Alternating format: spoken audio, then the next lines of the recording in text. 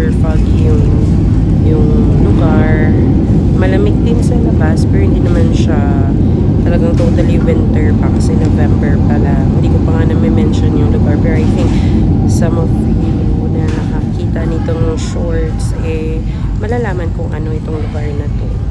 So, yan. Mukhang malamig naman siya sa labas. And, yan. Puro lang fog.